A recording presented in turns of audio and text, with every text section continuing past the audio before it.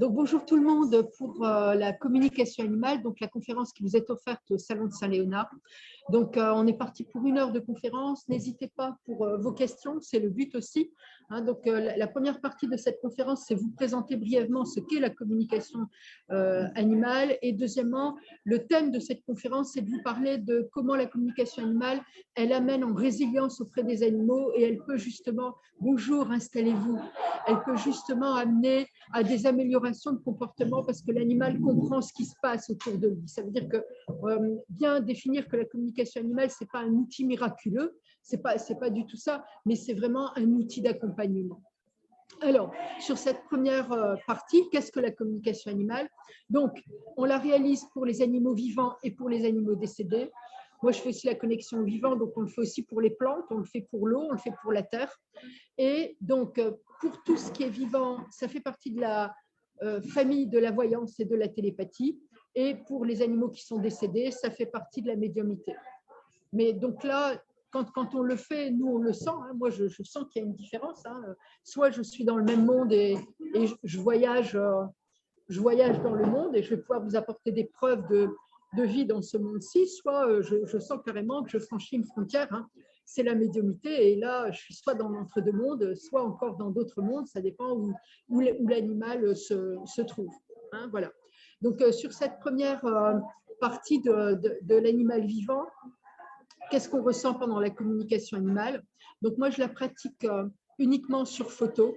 Même quand je vous vois dans la vraie vie, c'est sur une photo parce que si vous voulez voir l'animal, alors bien sûr, si on me l'amène pour du shiatsu, je vais voir l'animal, ça c'est évident.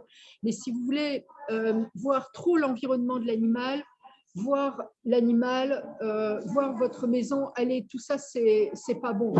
Et je pense que ceux qui fréquentent des voyantes, bonjour, installez-vous, qui fréquentent des voyantes ou des médiums, je pense que vous avez conscience qu'il faut que les personnes en sachent le minimum.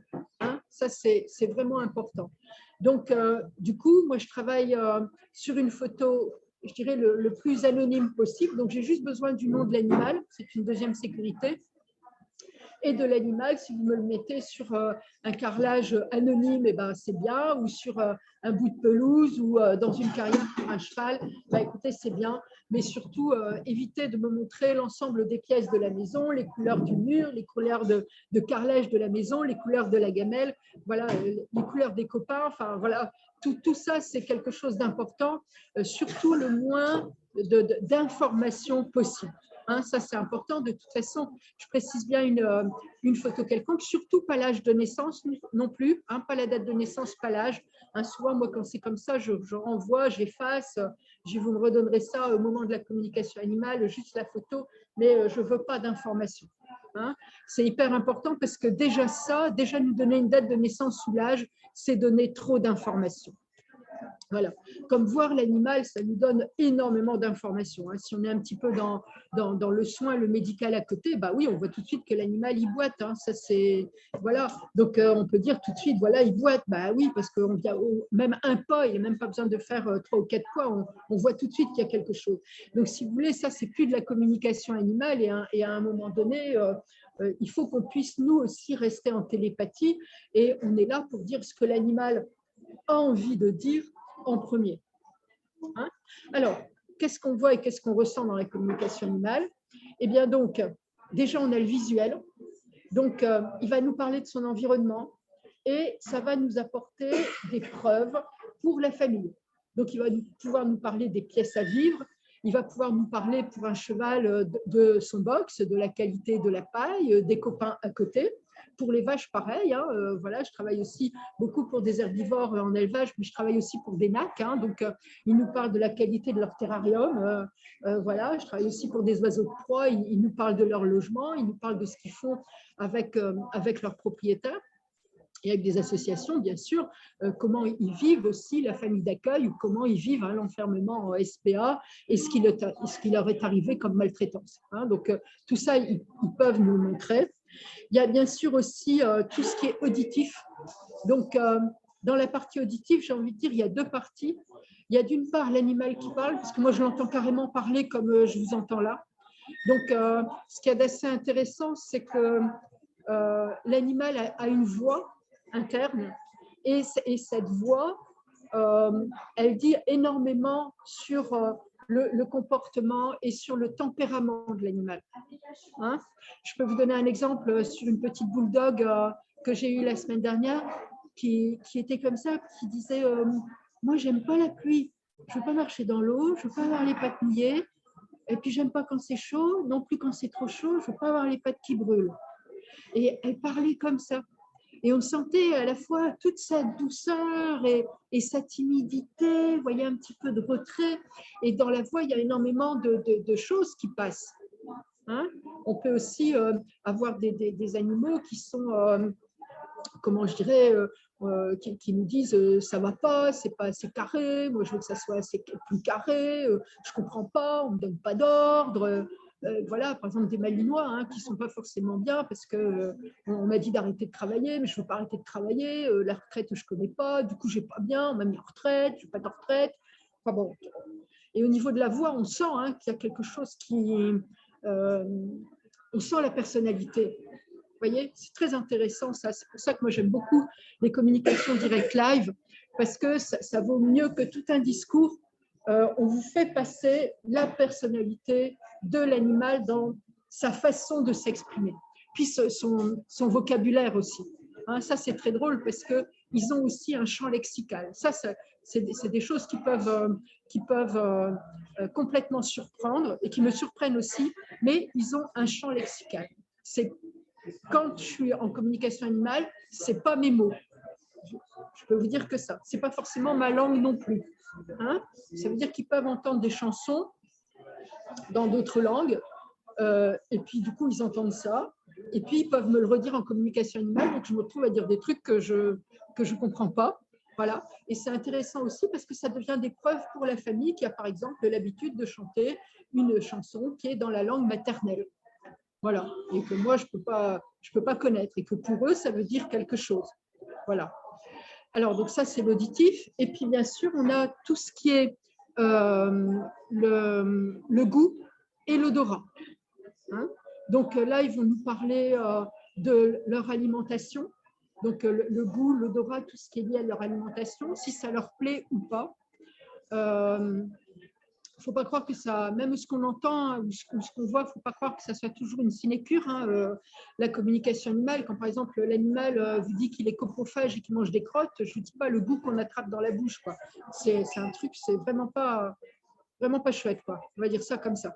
Hein, donc, parce qu'on ressent tout hein, et on est en capacité de décrire les goûts des croquettes, mais aussi vraiment de décrire des choses qu'ils mangent et c'est pas fameux. Quoi. Hein. Et bien sûr, il y a le toucher. Donc, il y a eux, la façon qu'ils ont de toucher et aussi la façon dont ils aiment être touchés. Hein, vous avez des animaux qui aiment bien juste se poser et avoir du pot à pot, j'ai envie de dire. Il y en a qui aiment bien être brossés, qui aiment bien être gratouillés, voilà. Il y en a qui peuvent se plaindre de leurs puces, des gratte-gratte, des allergies aussi. Et puis, il y en a qui sont assez sensibles au niveau du toucher et qui ne veulent pas forcément avoir le toucher. Enfin, il faut que ça soit eux qui viennent en premier. Quoi. Et ça, dans la communication animale, vraiment, ils en parlent. Et c'est intéressant parce que ça permet de comprendre aussi derrière leur mental, leur façon de s'approprier la vie, ce qui pour eux, ce qu'ils trouvent juste ou ce qu'ils trouvent pas juste. Voilà. Et du coup, derrière, des comportements, parce que s'ils estiment que ce n'est pas juste, il y en a qui se replient, mais il y en a aussi qui finissent par dire non de façon assez forte ou vindicative. Hein. Et ils expliquent le pourquoi ils ne trouvent pas ça juste. Ils trouvent qu'il y a quelque chose d'injuste dans le fonctionnement. Hein. Et ensuite, il y a une autre partie de la communication animale qui s'appelle le scan. Donc, et le scan, c'est le fait de voir un peu comme un scanner. Donc là, on voit tout le corps, l'ensemble des organes. Et là, ce qui est intéressant, c'est que ça permet de travailler avec des vétérinaires, des ostéopathes, des shiatsu, et de pouvoir orienter et d'avoir une prise en charge santé. Hein? Donc, 50% de ma clientèle est envoyée par des véto-ostéopathes parce que justement, il y a le diagnostic, mais comment je dirais, la pathologie est identifiée, mais les soins que l'on donne ne fonctionnent pas. Donc, l'animal va renseigner sur l'ancienneté, sur exactement ce qui se passe et ça va aider. Ou bien parce qu'on ne trouve pas la pathologie et l'animal dit bah, c'est là qu'il faut regarder parce que c'est vraiment là que j'ai le problème et c'est parce que je suis tombée il y a X années. Donc, on ne le voit plus, mais le trauma est profond. Hein. Et puis, donc, ça, c'est pour toute la partie qui est liée aux 5 sens. Et il y a également donc, tout ce qui est le lien avec l'émotionnel et le mental. Donc, les 5 sens nous donnent des émotions. Donc, par exemple, je suis heureux, là, je sens le petit rayon du soleil, ou le rayon du soleil, oh, je vais encore avoir un problème de peau.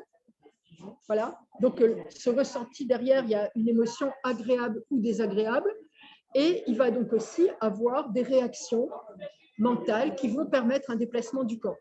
Hein, donc là, je profite du soleil, waouh, j'adore ça. Ok, qu'est-ce que je fais? Je vais encore chercher mieux le rayon, puis je vais me coucher et je vais en profiter. Ou j'ai une allergie au soleil, ça y est, ça recommence. Oh, je le sens, il y a le soleil. Ouh, je prends la décision de m'éloigner. Hein, donc, on voit que les 5 sens, ils permettent une émotion. Tous les types d'émotions, c'est comme chez les humains, il n'y a pas de petites émotions ou d'émotions cachées chez l'animal. Hein, et derrière, des prises de décision, quand ils peuvent, bien entendu, hein, mais donc ils vont s'adapter. Hein, voilà. Est-ce que déjà sur cette première partie, vous avez des questions ou des besoins? Oui. Bonjour.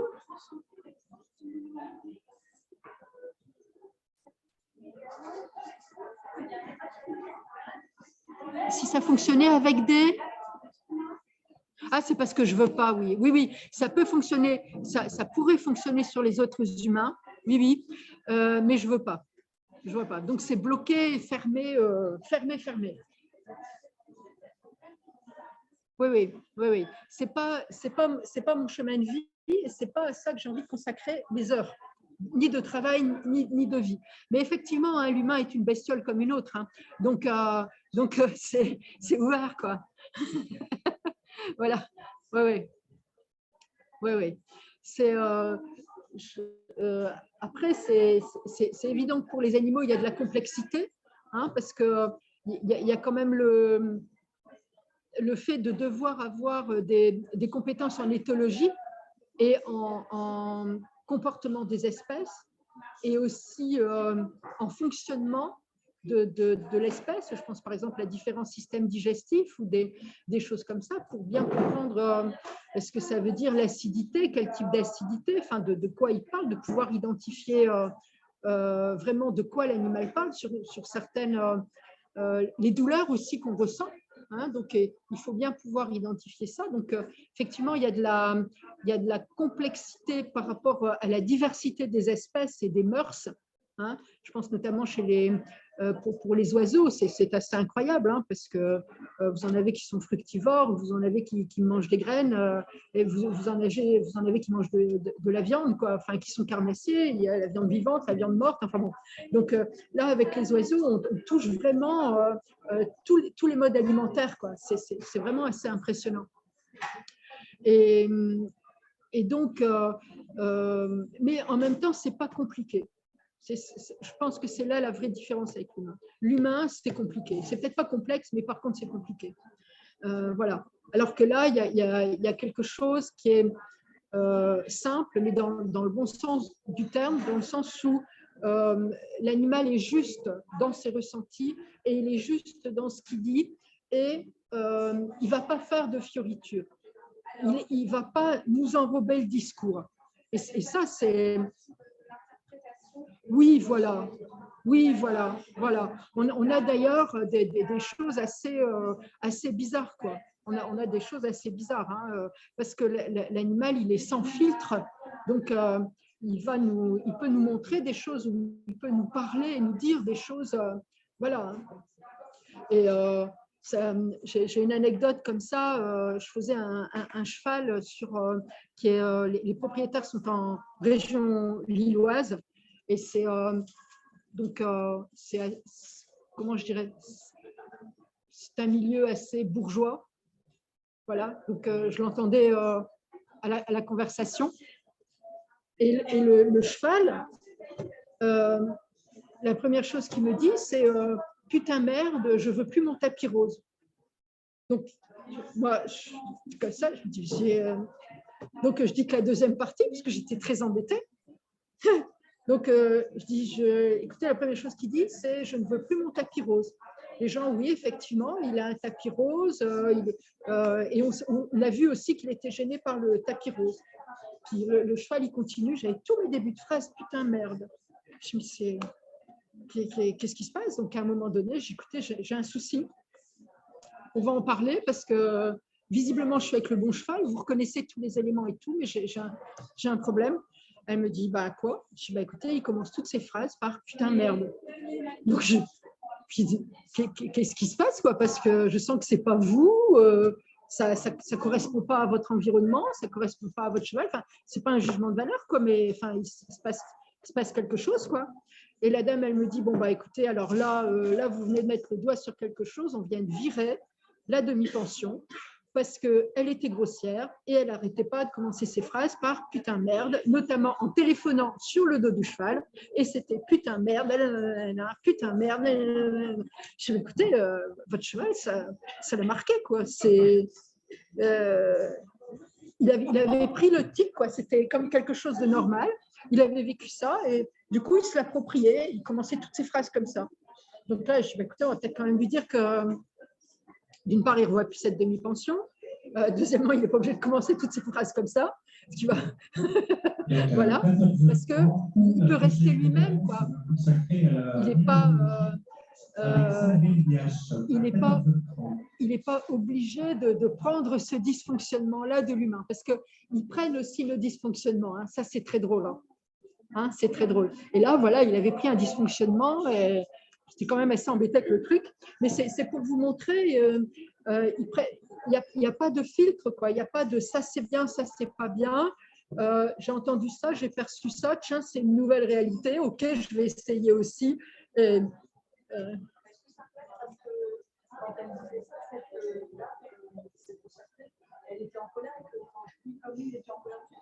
Ça c'est non, ça c'est de l'interprétation humaine.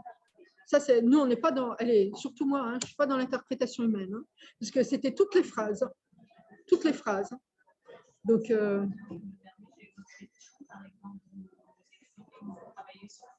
oui.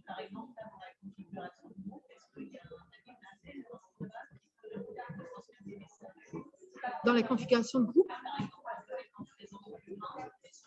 Ah, tout est fermé. Tout est bouclé fermé. Tout est bouclé fermé, oui, oui. Si vous voulez, allez, aussi bien dans la voyance que dans la médiumnité,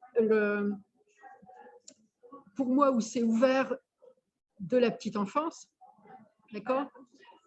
Ouais. Le truc, c'est de savoir fermer. Et c'est Leila Del Monte, pour moi, qui a fermé. Parce que si vous voulez, je n'arrivais pas à fermer. C'était le véritable bazar. J'avais l'impression d'avoir les ondes radio en permanence, quoi. Donc, c'est pas forcément très facile à vivre. Et je trouve que là, vous touchez aussi un point qui est important, c'est que c'est pas forcément très loin de la schizophrénie, toute cette affaire-là. Voilà. Et donc, c'est comment on arrive à maîtriser ça. Donc, bien sûr, dans tout ce qui concerne le monde païen et les Indiens, et tout ce qui concerne la Mongolie, vous voyez, tout ce qui concerne ces environnements-là, un enfant qui a ces dispositions-là, il est accompagné et on va accompagner la famille et l'enfant à ouvrir sur demande et à fermer sur demande. Dans nos mondes à nous, on a plutôt tendance à dire c'est faux, t'es fou, prends un médoc, voilà. Et donc, c'est comment on se dit, surtout, il ne faut pas le dire, voilà, mais en attendant, on continue d'entendre. Et puis, on se dit, bon, bah, faut que je trouve quelqu'un pour fermer ça. Ça veut dire ouvrir et fermer sur commande. Donc, moi, j'ouvre et je ferme sur commande. Donc, si je vois une photo, ça va ouvrir sur commande, c'est une évidence. Mais quand c'est fermé, comme là, à l'instant T, c'est fermé, quoi. Je suis sourde comme un pot. Voilà. Et je suis paisible, du coup, et je peux faire la conférence avec vous. Et pour moi, ça c'est fondamental. Ça, c'est fondamental pour ma propre santé psychique, hein, on va dire ça comme ça. Hein.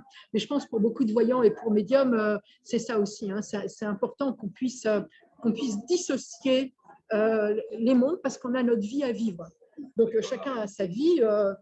Moi, j'ai ma vie terrestre à vivre. Donc, il y a des moments où je suis bien d'accord pour partager et je le fais avec un énorme bonheur. Mais enfin, honnêtement, c'est ma vie d'abord, quoi, hein, parce que c'est cet équilibre-là qui permet de travailler sur la durée en voyant ces médiumnités.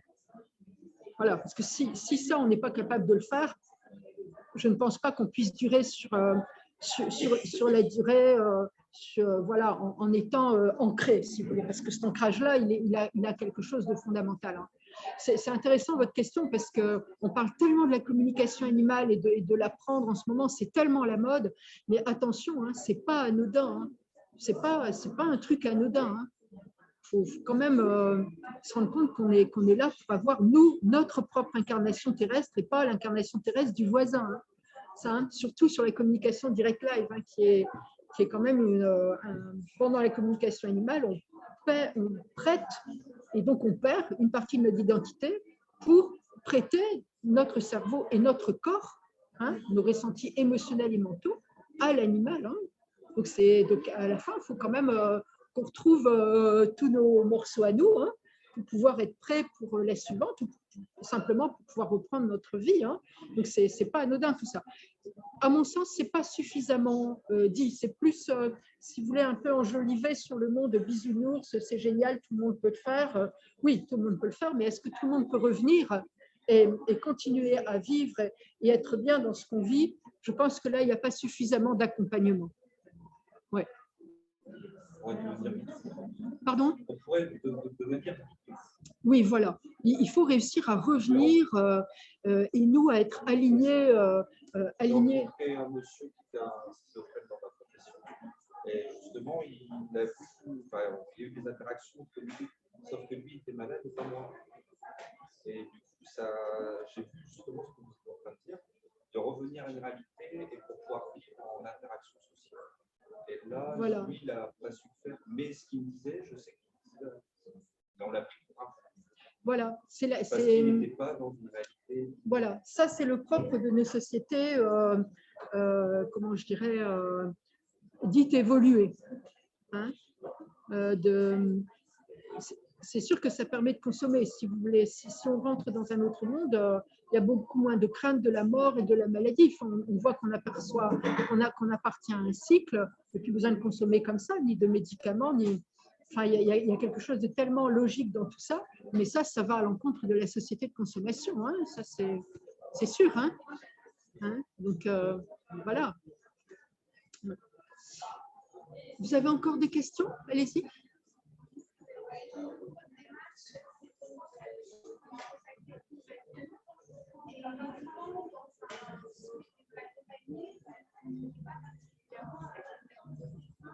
Si.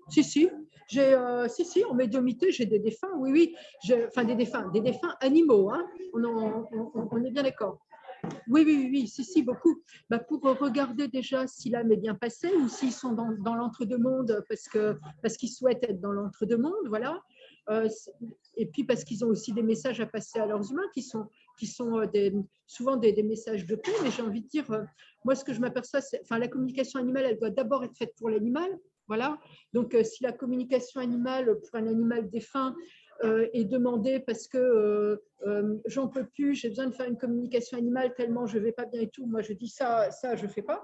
Hein, ça c'est vos amis, vos guides spirituels, votre religion si vous en avez, le médecin, le psychologue, le psychiatre. Mais moi, je ne vais pas aller déranger un animal parce que vous n'êtes pas bien. Ce n'est pas comme ça que ça peut se passer. Hein. Moi, j'accompagne l'animal et c'est vrai que quand on accompagne l'animal, ça fait du bien à l'humain. C'est une conséquence heureuse et du coup, je suis très heureuse aussi de le faire. Bien sûr, hein, mais je n'inverse pas les rôles. Quelqu'un qui me dit je dois faire une communication animale tellement je ne suis pas bien, j'arrive pas à m'en remettre. Oui, enfin, on ne va pas aller déranger un animal pour ça quand même. Hein. Il faut pas, je ne suis pas psy de comptoir, quoi. Hein. Et je trouve que ça, c'est important aussi. C'est important aussi de rester à sa place et de pouvoir déterminer, voilà. Après, c'est sûr que pour les animaux décédés, on a quand même des familles qui nous disent qu'ils continuent d'entendre l'animal marcher dans la maison, hein, qui peuvent aussi sentir son odeur, voilà. que régulièrement à certaines heures, ils entendent un truc tomber et c'était l'heure où l'animal demandait pour sortir. Voilà, donc on voit bien que là, l'animal, il parle de sa présence et la famille est quand même un peu perturbée de ça, à pas forcément comprendre ce que l'animal veut dire, mais on se rend bien compte que là, il faut écouter l'animal pour lui permettre d'être plus entendable, plus audible, et bien sûr que ça va apporter quelque chose à la famille, bien sûr.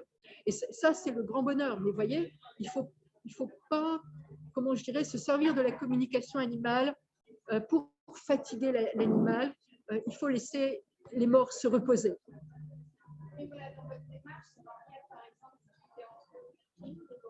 Oui, on sent que ça ne va pas, on sent que les autres animaux de la maison ne vont pas bien, que tout le monde le voit passer comme ça, que l'autre animal n'arrive pas à s'en remettre, que voilà, qu'il y a quelque chose où on se dit mais c'est pas fini, il y a quelque chose qui ne va pas, et là on sent qu'il faut aider l'animal, que c'est pas seulement un problème de douleur humaine, de deuil humain qui se fait pas, il y a quelque chose d'autre. Vous voyez? Et là, bien sûr qu'il faut accompagner pour que l'animal retrouve la paix et que la famille retrouve la paix. Ça, c'est un très bel accompagnement. Hein, voilà. Serait-ce que voilà, pouvoir mettre une bougie, faire un enterrement, un panier de gratitude, vous voyez, toutes ces choses-là qui permettent aussi de terminer tout le cycle terrestre. Hein, et donc, pouvoir maintenant avoir le soulagement du zéro corps pour pouvoir continuer son avancée spirituelle. C'est vraiment un acte d'amour que de demander une communication animale pour son animal décédé. Et il n'y a pas forcément besoin. On est bien au clair là-dessus. Si on sent que l'animal va bien, il n'y a pas forcément besoin. C'est plus la famille qui se questionne, il y a un truc, je sens que ça ne va pas. Et là, il faut le faire. Voilà, avec plaisir.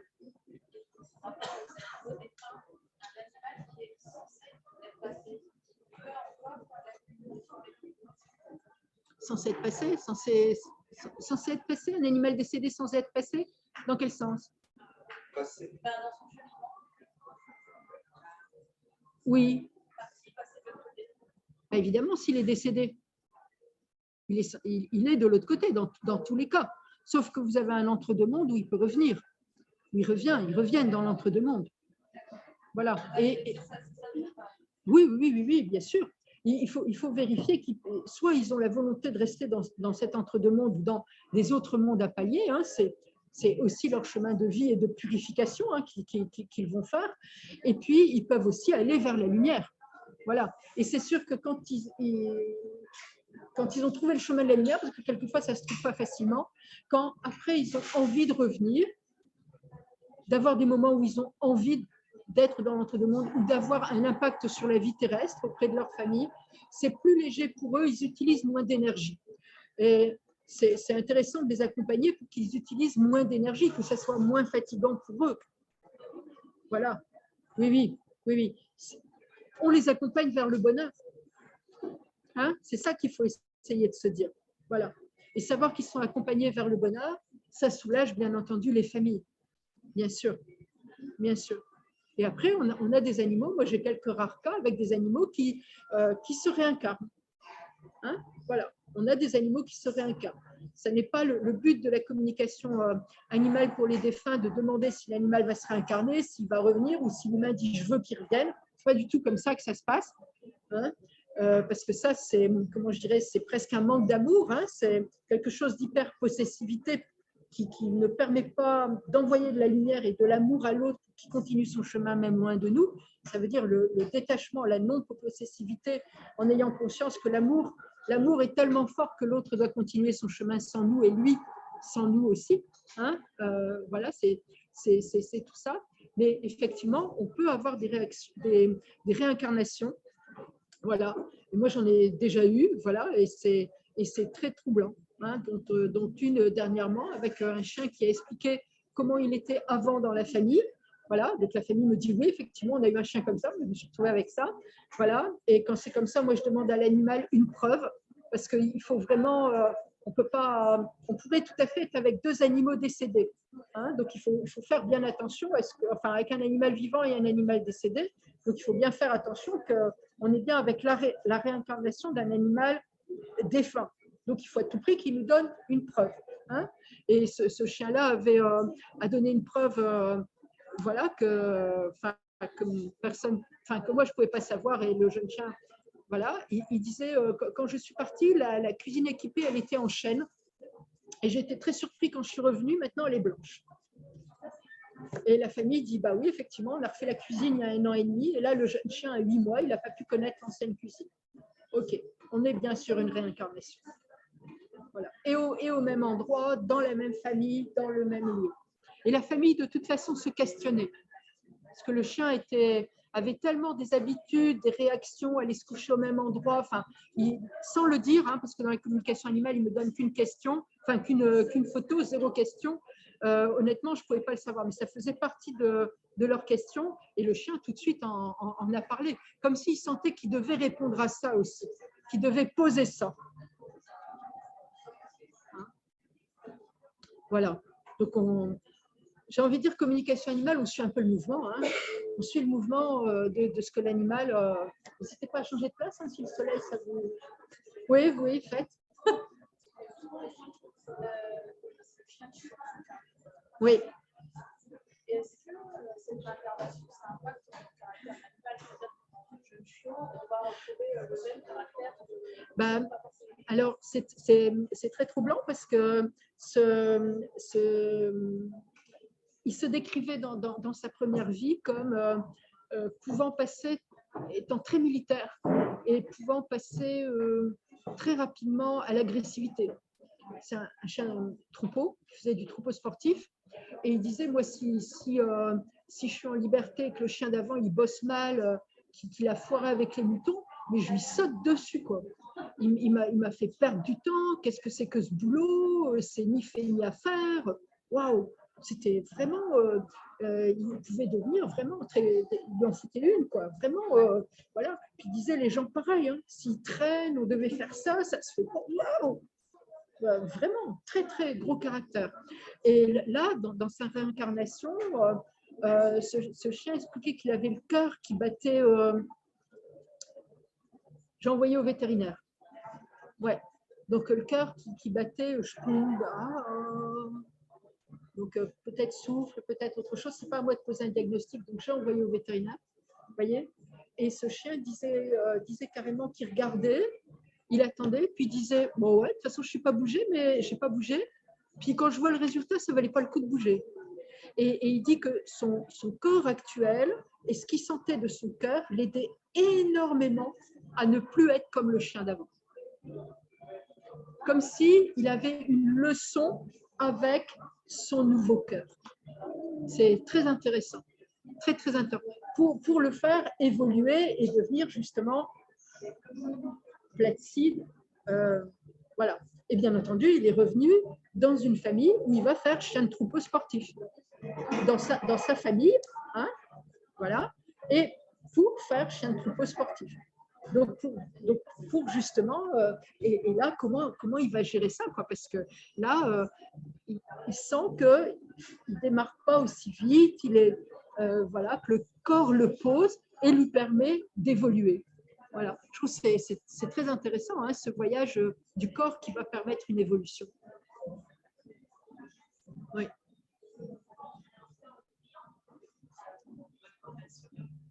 Oui. Shiatsu.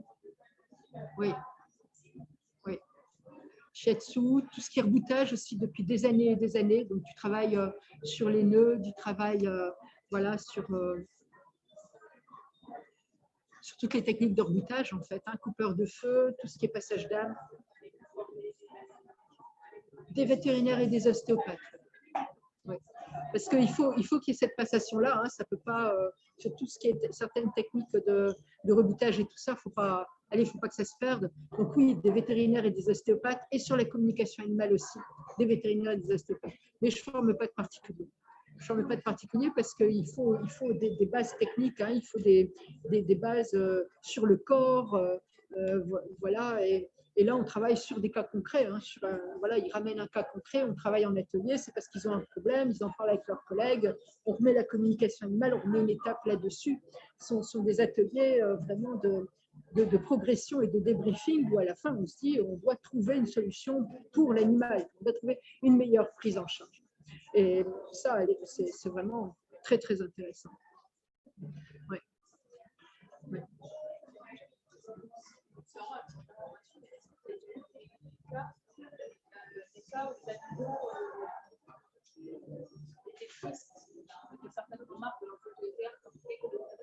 Ah oui, oui, oui, oui, oui, oui. Alors, je peux pas. Alors, bien sûr que ça peut être hyper blessant.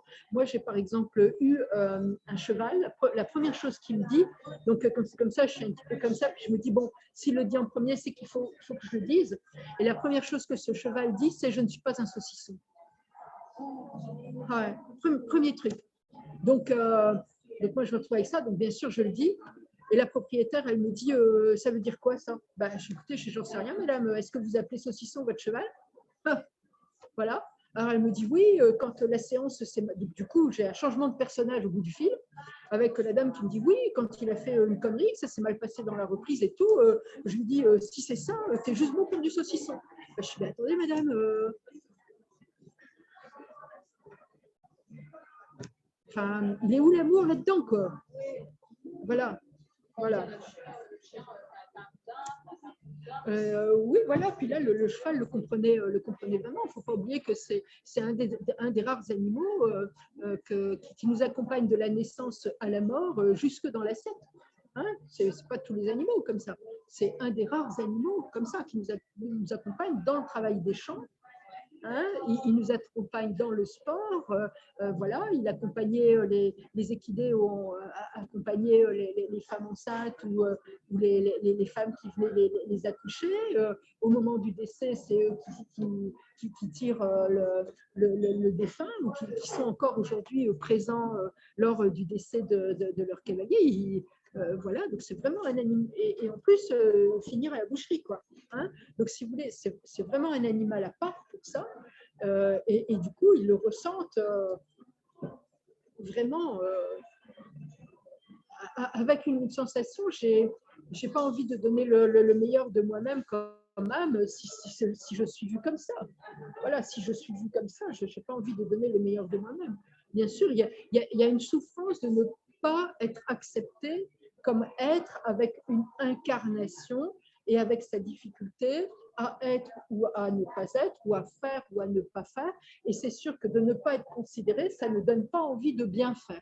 Parce que de toute façon, on n'est pas considéré. Donc, qu'est-ce qu'on va aller se casser la tête à essayer de faire quelque chose pour faire plaisir à l'autre et être en communion avec l'autre? Enfin, on ne peut pas être en communion avec quelqu'un qui nous prend pour un saucisson. C'est pas possible. La notion de couple cavalier-cheval, elle ne se crée pas sur un couple saucisson, quoi, où l'un est le saucisson, quoi.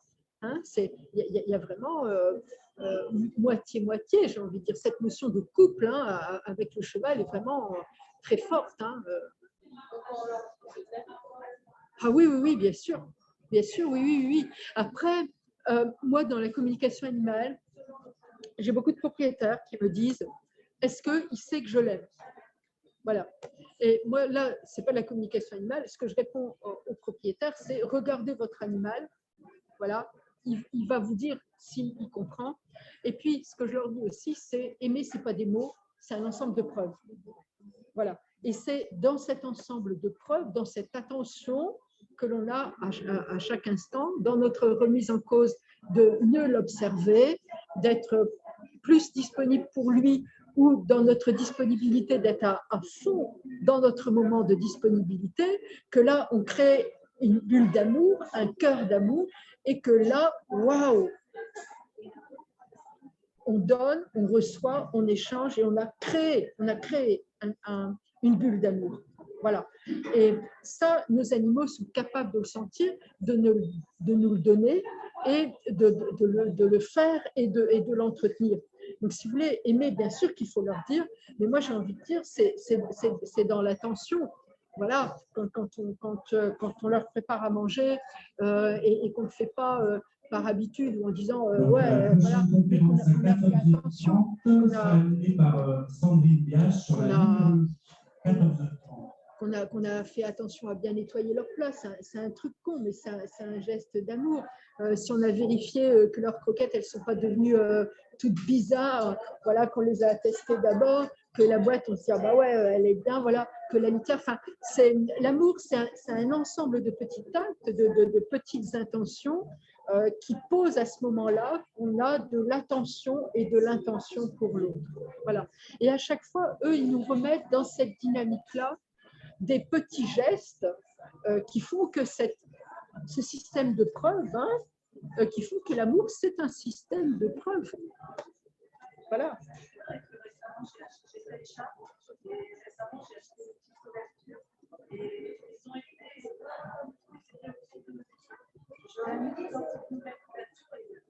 bien sûr.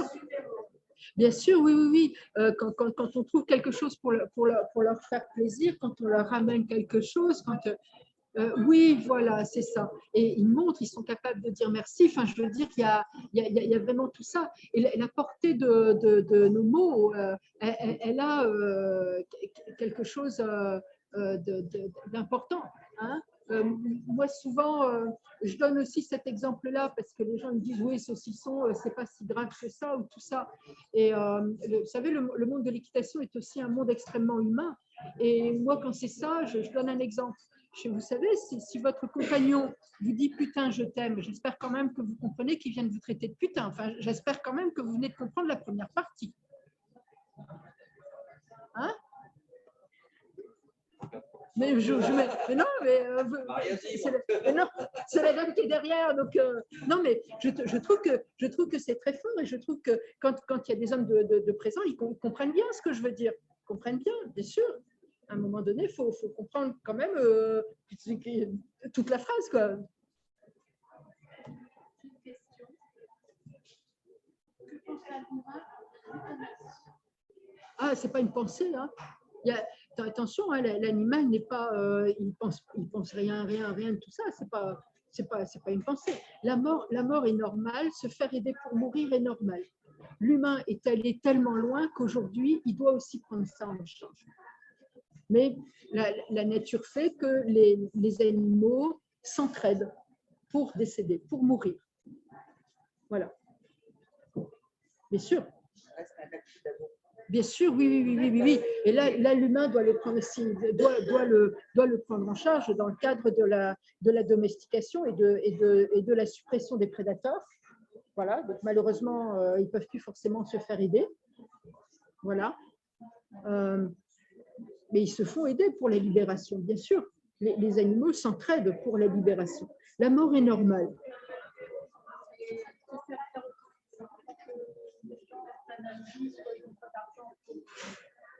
Ça, c'est un autre problème.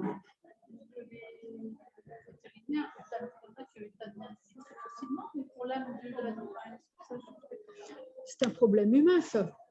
On peut pas demander en communication à un animal de dire tes propriétaires n'ont pas de sous, est-ce que du coup ça te va quand même? Enfin, attendez, c'est un peu facile, quoi, si vous voulez. L'animal, il se retrouve quand même dans un contexte où il est prisonnier. Hein. Faut quand même dire les choses comme ça. Il se retrouve quand même sous la coupe qui, bien entendu, va le nourrir, va l'aimer, va le protéger. Mais le prix de la domestication, c'est quand même la mort. C'est le prix de la domestication. Eh oui.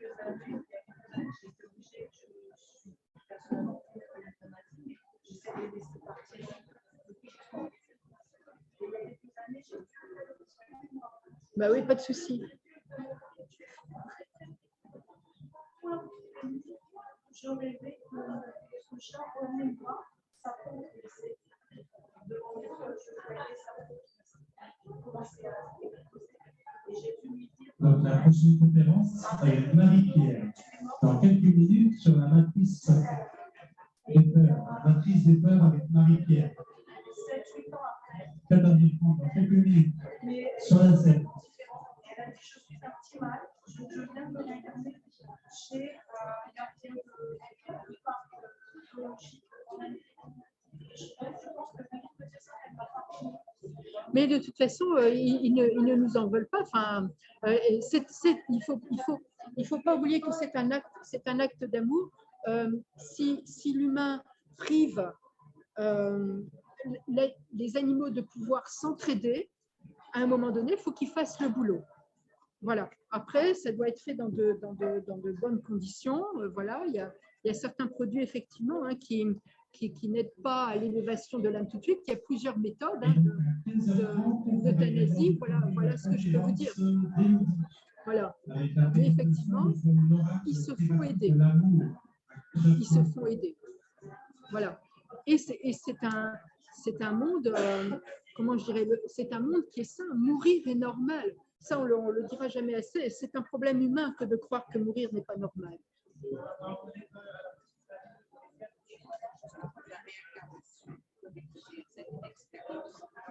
Est-ce que vous avez réussi à dater le temps qui serait Non, c'est pas le but. Hein. Si vous voulez, moi, honnêtement, je me questionne pas là-dessus. Je suis pas en train de dire.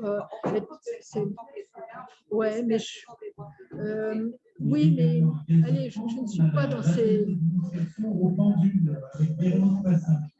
Je ne suis pas dans ces questionnements-là. Parce que tout ça, c'est des problèmes humains. Et je ne suis pas là-dedans. Je n'ai pas envie de répondre à ça. Enfin, si vous voulez, d'avoir ces… Donc, parce que ça ne m'intéresse pas d'y répondre, si vous voulez. Je ne suis pas là-dedans. C'est là où on voit que je le fais vraiment pour l'animal. Ça, c'est des problèmes qui concernent l'humain. Enfin, vous voyez, puis ces notions de temps, tout ça, on n'est pas dans ces notions de temps-là. Donc, j'ai envie de dire… tous ces questionnements-là m'éloignent de l'animal et de l'âme animale. Vous voyez, c'est pas ce que j'ai envie. C'est pas ce que j'ai envie. J'ai envie de vivre avec l'âme animale.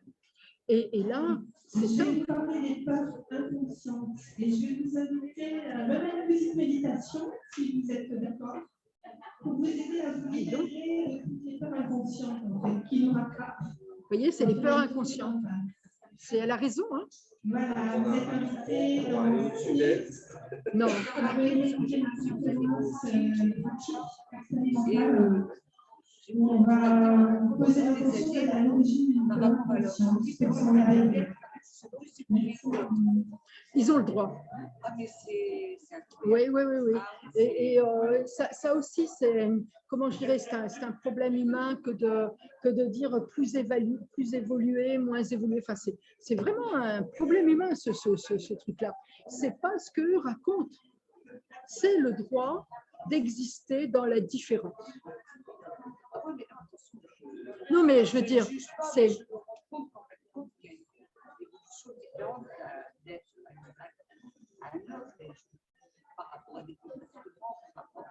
Oui, bien sûr, et c'est pas un problème d'évolution ou de, enfin c'est parce que l'humain. Ah, je ne sais pas. C'est une excellente question.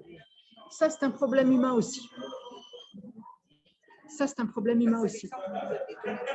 Ben, là, il a un corps qui va lui permettre de travailler certaines choses. Mais après, dire qu'ils sont tous… c'est autre chose, si vous voulez. C'est une problématique. C'est parce que là, c'est un cas, mais de un cas, on ne peut pas en sortir une généralité. Vous voyez ? Et après, ces problématiques de évoluer, moins évoluer, machin, je trouve que ça, c'est un truc typiquement humain. Ce n'est pas comme ça que c'est vécu par les animaux. C'est le droit à avoir cette incarnation-là avec ce type d'autonomie, ce type de problématique et ce type d'individualité et ce type de différence. Et c'est ça qui fait la capacité à vivre au présent au lieu de se prendre le chignon et de ne pas avancer et de ne pas être dans la vie réelle terrestre. Voilà, je trouve ça très intéressant. Du coup, ça, pour moi, c'est toutes des problématiques que je fuis. Je marche au cas par cas par ce qu'ils me racontent en vous donnant des exemples, mais le reste, je fuis vraiment. Parce que ça, pour le coup, ça ne nourrit pas mon travail quotidien. Et ça ne nourrit pas ce qu'eux me montrent dans le quotidien. C'est comme si ça, c'était me faire aller dans le monde humain. Vous comprenez ? Aucun animal me prend la tête avec ça.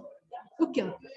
Quand je disais tout à l'heure, ils sont simples. Vous voyez, l'humain, c'est compliqué par rapport à tout ça. Waouh! Là, ils sont simples. Ah oui, oui, oui. Ah bah, c'est bien pour ça que je travaille avec les animaux. Vous avez tout compris.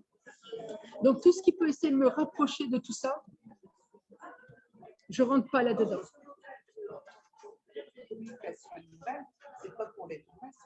Voilà, vous avez tout compris. C'est pour l'animal. Et il va avoir une conséquence heureuse. Il va avoir une conséquence heureuse, c'est que ça peut aussi aider et accompagner l'humain. Voilà. La famille, dans le cas des animaux décédés ou des animaux vivants, pour notamment une meilleure prise en charge par le vétérinaire ou l'ostéopathe, et aussi dans une vie quotidienne, parce que ça permet d'être plus attentif à son animal et de voir tous ces petits signes qui donnent. Une petite opération avec le saucisson qui est présent sur le salon. Le destin, vous voyez, c'est incroyable. On revient au saucisson. Oh là là, là on aura tout eu. Vous voyez? Non, mais c'est le destin. Mais ces conséquences heureuses à la communication animale, voilà, je les accepte et je trouve que c'est très bien. Mais ça ne doit pas, à mon sens, hein, ça ne doit pas être un but. Enfin, en tout cas, ça n'est pas le mien. Ça n'est pas le mien. Et je suis très contente que ça soit une conséquence heureuse. Bien sûr, parce que voir une famille où les humains et les animaux comment je dirais, ont leur place, mais des places qui s'harmonisent mieux, c'est toujours beau.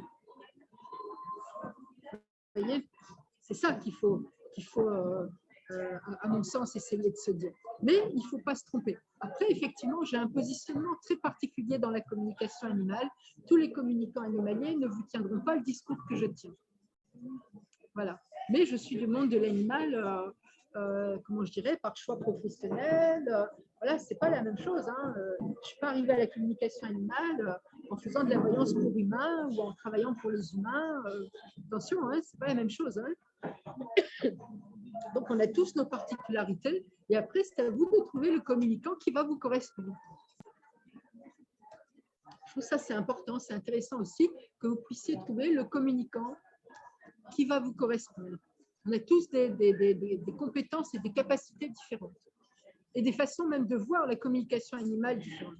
Oui, voilà. Voilà. Donc, n'hésitez pas à trouver celui qui va vous correspondre le mieux.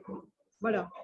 Ça, c'est bien. On est suffisamment sur le marché pour que vous puissiez trouver la personne qui va vous correspondre pour vous et pour votre animal. Ouais. Des demandes ou des questions sur les quelques minutes qui restent? Alors, numéro de téléphone, donc vous avez mon stand là, juste derrière, il est là, et mon numéro de téléphone, donc 06 17 97 17 97 56 96, voilà, que SMS ou WhatsApp SMS, voilà, et vous m'envoyez, et après, il y a tout un cycle de messages écrits hein, qui vous permet d'aller sur mon site, de comprendre ce qu'est la communication animale. Voilà. Voilà, le plus neutre possible. Voilà.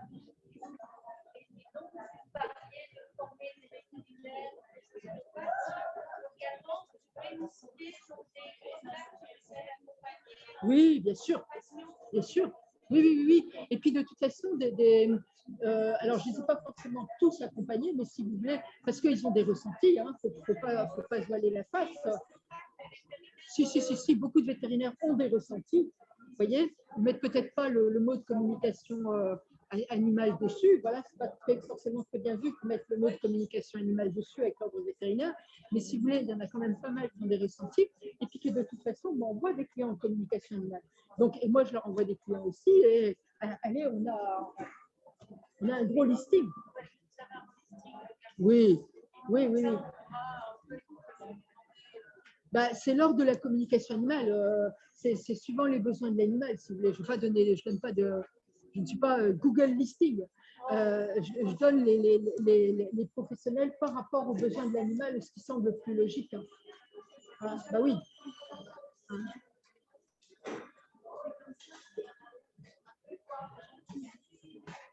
Pardon? Tout à fait. Qui commence à 30.